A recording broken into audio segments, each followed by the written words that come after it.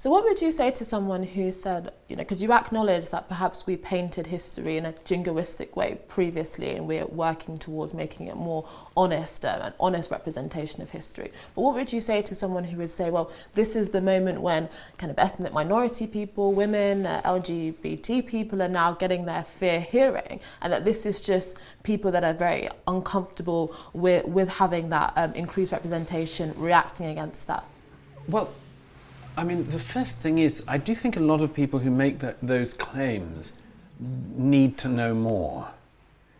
I'm getting rather fed up of people who've only just discovered things, presenting it as if everybody else is as ignorant as them.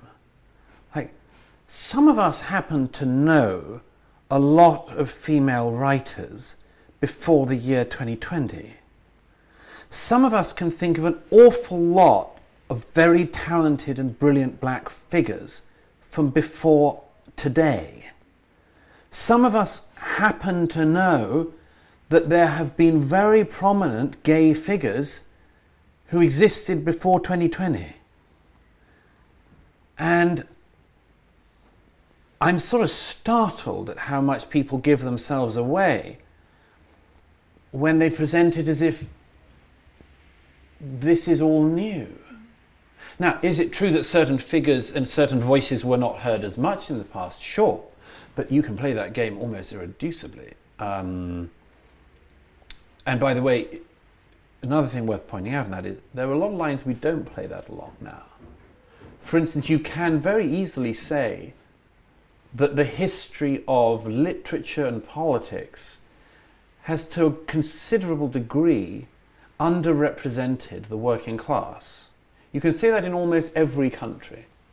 Let's go a little further down that road. You can certainly say that people who are illiterate have been not well represented throughout history, or people born to the worst imaginable circumstances, irrespective of any other issue, have been poorly represented in literature, government, and so on.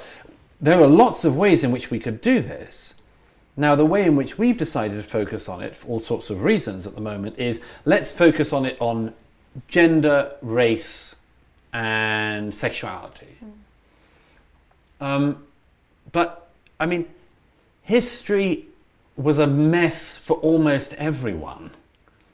You know, it's one of the reasons why I revolt at the impression given that, for instance, white privilege existed throughout the past and it was something that excluded black.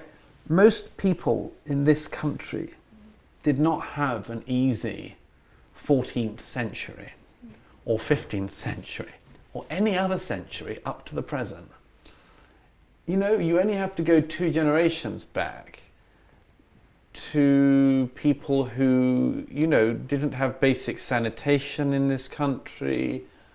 In our own lifetimes, 1 in 5 people were leaving British schools functionally illiterate. So there's a lot of problems we can identify. And I'm not minimizing any group's sufferings in that. We need to have this understanding in the round. And I worry that we are focusing on specific parts of it. And furthermore, we're focusing on specific parts of it without solving it. I mean, you must feel this as well. Our society at the moment is like the Eye of Sauron. We go on to things, we focus on them, but we make them worse. You know, I wouldn't mind if all of this was simply bringing out voices that have been not heard enough from the past. By the way, so there's an academic point to make on this. This was originally the point in black studies, gay studies, and women's studies. The original idea is a pretty good one as an academic discipline. It's to say, in the past, there were, I mean, think of George Eliot. Mm-hmm. There was a reason why George Eliot had to write under that name. Mm-hmm. But so you can play, you can definitely play this exercise of saying there were women in the past who were not read enough or had to disguise who they were, and let's therefore return to them now and bring those voices back up. That seems to me to be a very noble academic enterprise, and a noble enterprise in other ways. You can do the same thing with gay figures in the past, and you can certainly do the same thing with black figures in the past. That seems to me to be a very, very worthwhile enterprise. Here's the moment where it starts to divide. It starts to divide when those people are already in the canon. They are not black literature, gay literature, women's literature, they're literature. They're not black history, gay history, women's history, they're history.